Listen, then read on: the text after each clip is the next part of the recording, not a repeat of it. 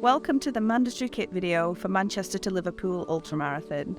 My name's Laura Yates, I'm the Assistant Race Director at GB Ultras, and I'm just going to talk you through what should be in your race vest on race day.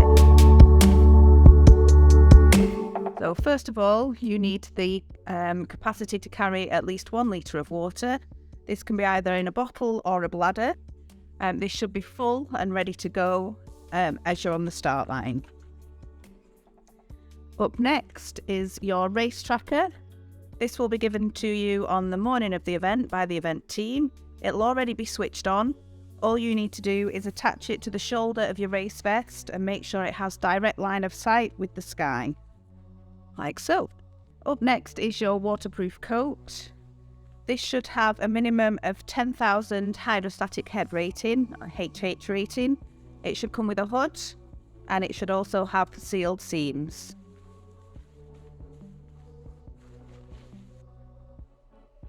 Up next is your long-sleeved base layer. This should be separate from your start kit and preferably in a dry bag.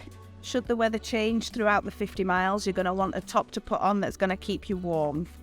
I'd recommend something like this.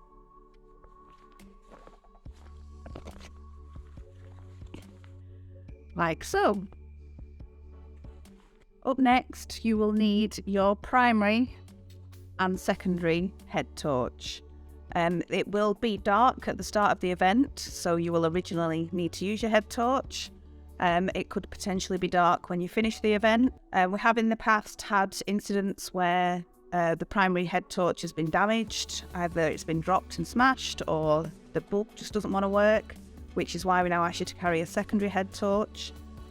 Please note the secondary light source cannot be your phone. Your phone should be fully charged and used for an emergency only. Potentially you could come across another runner on the route who's become injured and you stop to assist them.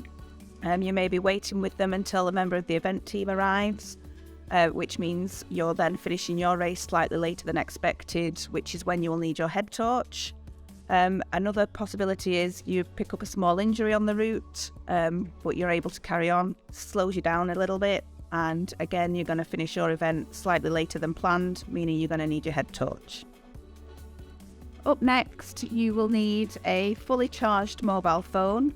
This should have Race HQ phone numbers stored in them ahead of race day, and then you can get in touch with us should you need us. I'd recommend just popping it into a small sandwich bag and keeping it protected from the elements throughout the race. Up next is your foil blanket.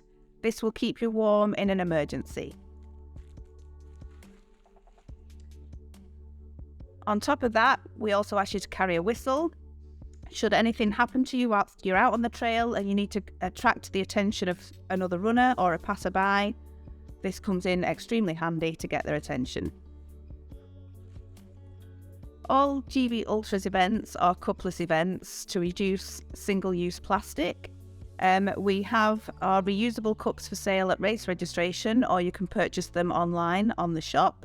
They're really handy. They crumple down into practically nothing and can fit into the smallest of pockets, and are great for getting them out at the checkpoints and having a nice refreshment.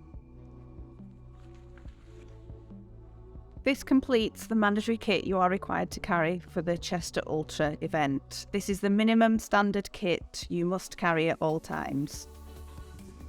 If you wish to carry any additional kit, that's entirely up to you and you're more than welcome to do so. Should you have any special dietary requirements or allergies, please carry your own provisions. Although this is the mandatory kit we ask you to carry on race day, we do have some recommendations as well. We recommend that you carry some emergency rations. Should you become injured on the trail or slow down significantly, you're going to need these to get your energy levels back up. We'd also recommend carrying a first aid kit. Should there be any severe weather warnings in the lead up to the event, we would then add some additional items to the mandatory kit list. This will be communicated to runners via email and via social media. Additional items might include a hat and gloves, waterproof trousers, or an additional base layer. This completes the mandatory kit video. Thank you for watching, and I'll see you on race day.